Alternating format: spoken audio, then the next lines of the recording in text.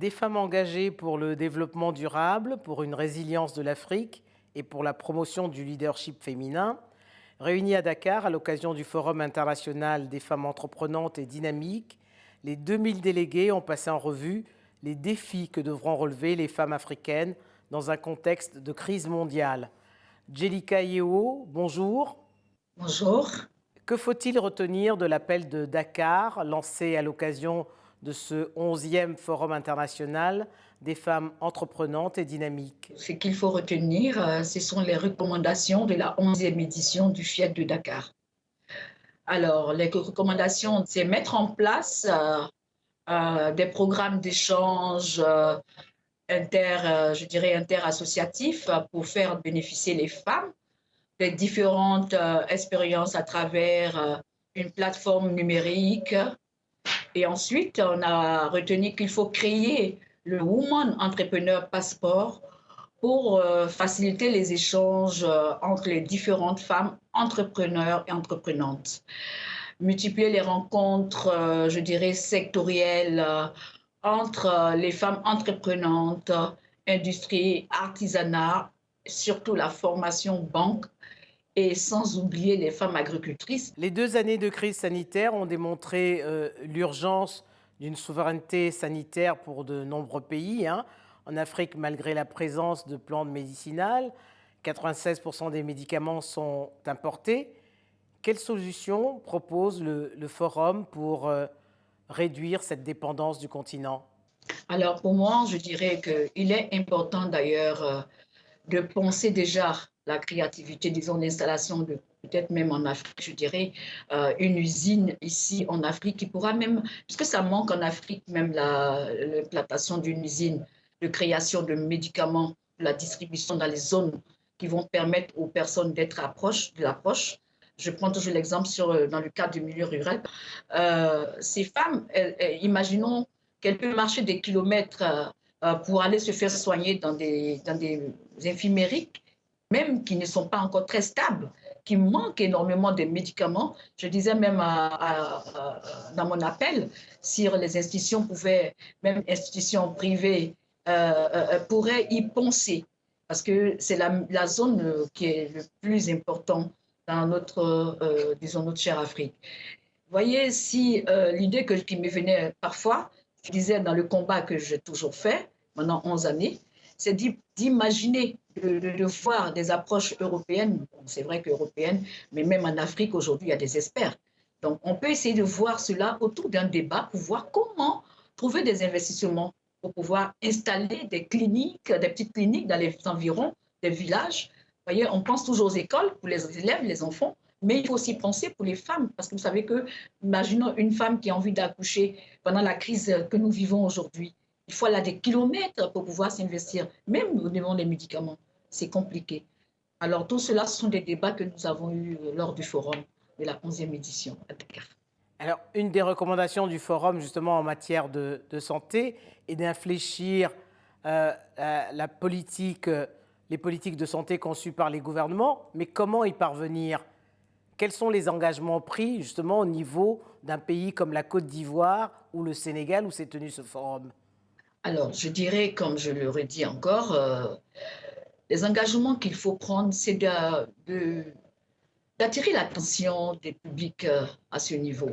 Parce que même, quand bien même les privés qui installent les hôpitaux, c'est vrai, c'est important, mais que nous sommes battus même d'abord pour créer ce forum qui a pris forme aujourd'hui à la 11e édition à Dakar, voyant que le président Macky Sall, qui est à l'exerce de l'Union africaine, c'était notre plaidoyer auprès de ces autorités assez très importantes, voir comment dans l'ensemble on puisse avoir un débat ensemble pour pouvoir créer une synergie entre ces pays voisins et qui peuvent, je dirais, trouver une petite solution à ce sujet.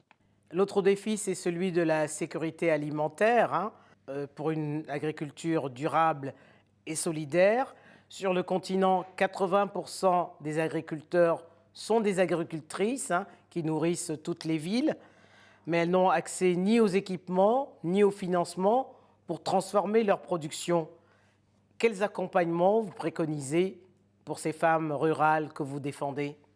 Alors, ces femmes-là, vous imaginez que moi-même, en tant que fille de planteur, je voyais comment ma mère souffrait, en tant que, je dirais même ménagère, alors qui soutenait mon père à aller de l'avant dans sa continuité sur le terrain, parce que c'est pas facile, la plantation.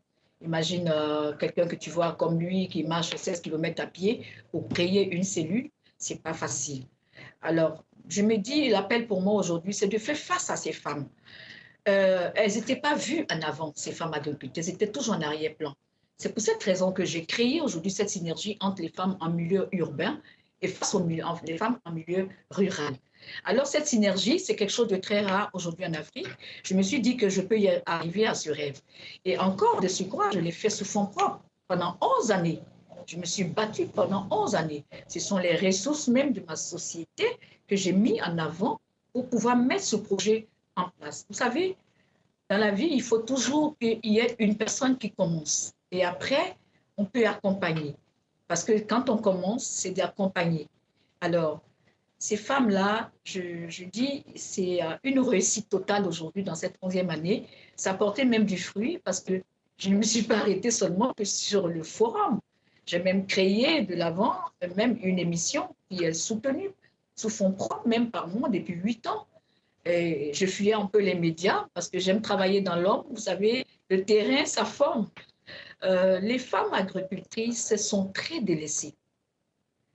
Elles manquent, c'est vrai, on parle de formation, on parle de leur environnement, mais elles sont très délaissées. Est-ce que vous savez que j'ai créé même cette synergie qui permet aujourd'hui ces femmes de s'exprimer?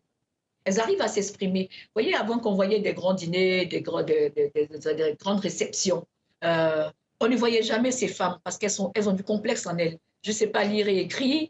Comment je fais? Je suis abandonnée. Je dis non. J'ai fait de sorte aujourd'hui que ces femmes sont en lumière et elles portent beaucoup d'exemples. Il y a certaines qui sont devenues des exemples, pas seulement qu'en Côte d'Ivoire, mais aussi en Afrique. Parce qu'aujourd'hui, le FIED est ventilé pratiquement dans tous les différents pays. Alors, ça les a aidés aujourd'hui à être de l'avant. Et je vous donne même des exemples. Vous voyez le cas, par exemple, de celles qui font le beurre de karité. J'ai financé cela dans le secret. Je suis allée moi-même dans le village faire une émission pour mettre en avant, pour qu'on puisse regarder ces qualités de femmes qui se battent à la main. Comment même revoir, puisqu'on parle de souveraineté, comment arranger, comment les encadrer, je veux dire, à pouvoir ventiler les différents produits à l'extérieur. Aujourd'hui, elles sont heureuses parce qu'il y a plusieurs modèles. Et Jelika Yewo, mais comment résoudre la question de l'inclusion financière aujourd'hui? Parce que même avec les paiements digitaux, on voit que ça ne fait pas reculer la pauvreté pour ces femmes rurales. Alors, je vais vous expliquer quelque chose qui sera un peu étonnant. C'est le problème je dirais, le mauvais leadership.